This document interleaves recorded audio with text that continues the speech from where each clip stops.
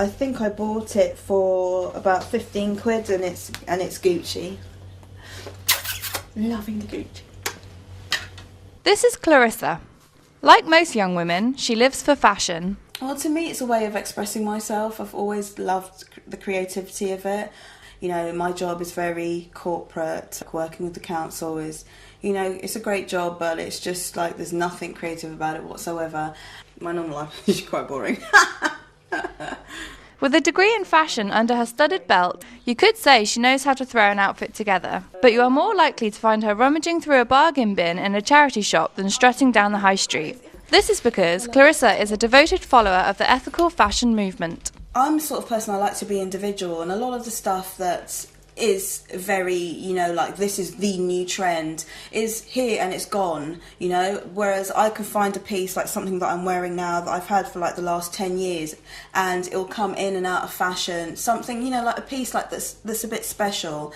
And I think you find that a lot more when you recycle and you go to charity shops and places like that, vintage shops, and you find really nice pieces, unless you've got your own personal sense of style and you're a bit mad like me.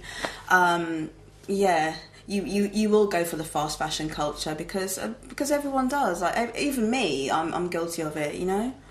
Every year, Britain throws away an estimated 900,000 tonnes of shoes and clothes, which is enough to fill Wembley Stadium. We live in a culture of fast fashion, where the priority is on quantity and reduced prices rather than quality and longevity. However, a new craze has emerged that not only helps style disciples to offset their fashion footprint, it also saves a few pennies. It's called swishing, and it has taken the fashion-conscious world by storm. Clarissa has decided to give it a go herself. I checked out a few websites and stuff like that, and it seemed really interesting. And it's just so me, because I'm a second-hand clothes girl. Like, you know, I love to find a bargain. You know, like they always say, like one man's junk is another man's treasure, and that's completely me. I love it. So I thought, right, I'm gonna like just make this really exciting and just try and get people as enthusiastic about it as I am. I sent emails out to people, I put adverts on Gumtree, and it just went from there. It just like snowballed really easily. It was really, really cool, yeah. It wasn't stressful at all, I loved it. High street garments may have a certain glamorous allure, but second-hand shopping encourages people to make an emotional connection to the item they are buying. With second-hand shopping comes a sense of style and individuality that cannot be achieved with buying outfits that are served up to us in a shop window. Frankie Johns, former mod and owner of Birmingham's notorious vintage shop Urban Village, shares Clarissa's passion for second-hand fashion. We started Urban Village many years ago. Basically it was a hobby, and I started collecting scooters, records and bits of old clothing. I used to collect it in a garage, and my wife said to me, either kick it, get rid of it, or start a shop or do something, and then I started a shop. Obviously all this clothing we sell here is sort of second hand, some of it being up to 80 years old. If we can help a little bit, we will. You know, when I was a mod, when I was young, my clothing I've still got now, and I'm 44, from the age of 16, 17, I've still got Chelsea boots from when I was 17. So I think there's a big difference, like, you know, people just can't be bothered now, they just throw it away, and it's a shame.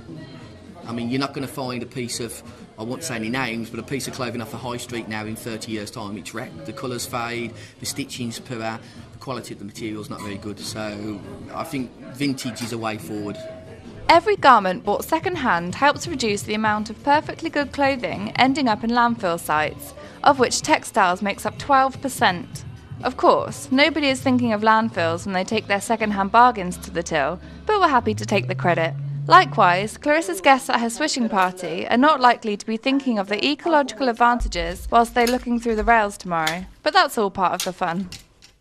I'm a bit nervous that nobody shows up, but also really excited because I'm doing something that I believe in. This is something that I really believe in, and a lot of people have contacted me and shown enthusiasm towards it, so I think it's going to be a really exciting day. And if nothing else, I'm going to raise awareness for some really, really good charities.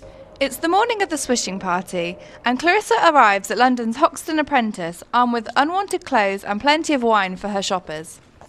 You come in with your stuff. I will basically give you tokens in exchange for what you bring in, and that's just to make sure that you can use those again at the next event, but also that we're getting like decent stuff.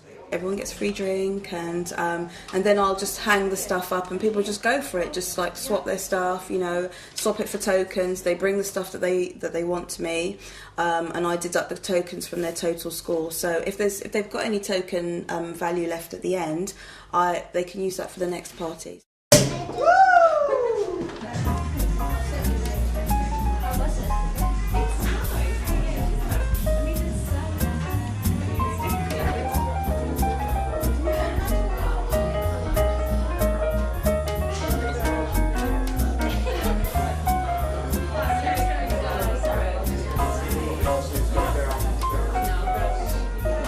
A bit quiet at the moment in terms of my version of the party, but yeah, I think everyone's really happy. They're chatting to each other, you know, we've got some free drink going on, they're trying stuff on, so yeah, it's working, and everyone's asking me about the charities, and some people have been really generous. They've given me a tenner towards the charities, so yeah, it's working. I just hope loads more people come.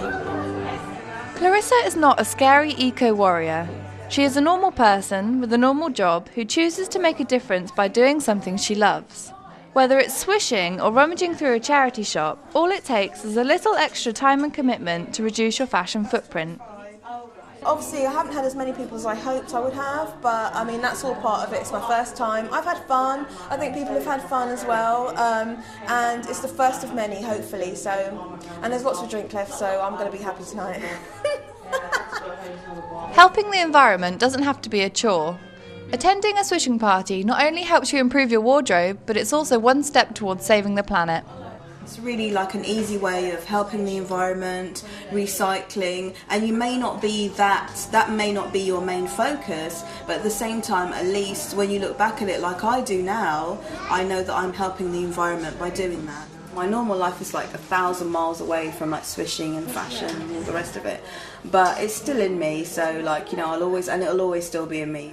I'm always going to do that, like no matter what, no matter if it becomes my career or not, I'm always going to do that because I love it.